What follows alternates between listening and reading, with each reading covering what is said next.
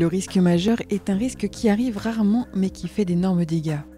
Si nous parlons d'inondations, de tempêtes, de crues torrentielles ou encore de séismes, chacun d'entre nous connaît ces sujets. À Albertville, quand nous posons la question aux gens dans la rue, une des réponses les plus fréquentes concerne les barrages.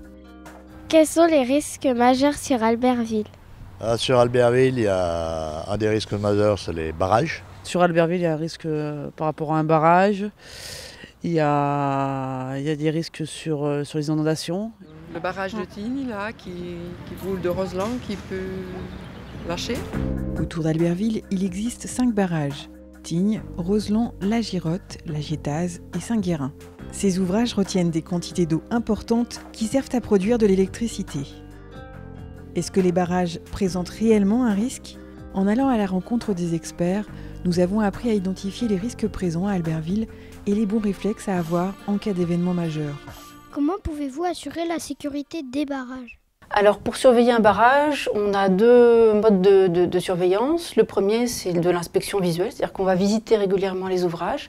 Tous les 10 ans, on va aussi regarder les parties du barrage qui sont habituellement cachées par l'eau, soit avec des robots subaquatiques, soit en vidangeant la retenue. Et puis on met en place un certain nombre d'appareils qui permettent de venir capter, surveiller, écouter ce qui se passe à l'intérieur du barrage. On capte la respiration du barrage et on vient mesurer des mouvements qui sont des tout petits mouvements. On mesure aussi des circulations d'eau à proximité des ouvrages.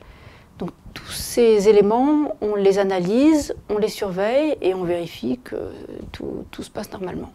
Pour vous donner un ordre de grandeur sur un barrage là, comme celui de Roseland, on a à peu près 500, on a plus de 500 dispositifs qui sont là pour mesurer, surveiller, capter ce qui se passe à l'intérieur du barrage. Pourquoi un barrage peut se fissurer ?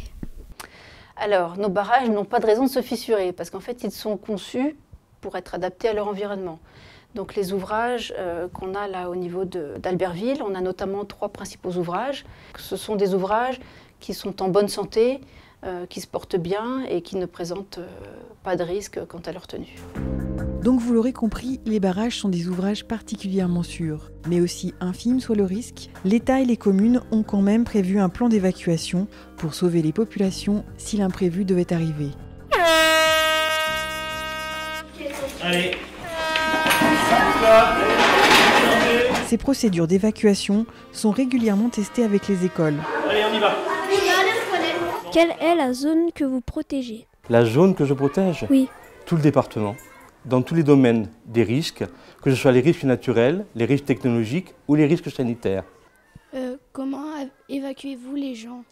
Le plan particulier d'intervention du barrage de Roseland prévoit dans ce document toutes les mesures qu'il faut prendre pour évacuer la population, mais sur l'ensemble du bassin à risque, à savoir sur les 25 communes qui sont impactées par l'onde de submersion du barrage de Roseland. Et chaque commune, à son niveau, décline l'évacuation et dit à ses habitants où ils doivent aller pour évacuer les lieux où ils sont. Si un jour ça devait arriver en vrai, comme je disais aux collègues, il faudra venir ici le plus rapidement possible et ensuite vous serez pris en charge par les communes là, du coteau, donc la commune de Mercury. Donc après il faudra monter par la route que vous voyez là derrière la petite mécanique, monter à pied sur cette commune là, sur Mercury. Si vous entendez la corne de brume, suivez les consignes suivantes. Gagnez immédiatement les hauteurs les plus proches pour vous mettre à l'abri. Écoutez la radio France Bleu Pays de Savoie sur 103.9 pour vous informer de l'évolution de la situation. Ne téléphonez pas pour libérer les lignes pour les secours. Et n'allez pas chercher vos enfants à l'école. En étudiant les risques majeurs liés à l'eau, nous avons compris que les risques les plus courants ne proviennent pas des ouvrages, mais de la montée des eaux dans les rivières liées au fonctionnement des barrages. Quand on arrête, quand on démarre une centrale, c'est comme si on ouvrait, on fermait un robinet. Donc dans la rivière, le niveau d'eau va monter et ça peut présenter un risque pour une personne qui serait au milieu de la rivière. Alors soyez vigilants, si vous voyez ce genre de panneau, restez sur les berges. Car lorsqu'un aménagement hydraulique, barrage ou usine procède à un lâcher d'eau, le niveau de la rivière peut monter en quelques instants et même si vous savez bien nager, vous risquez de vous noyer. Retrouvez toutes les informations utiles sur le site www.albertville.fr.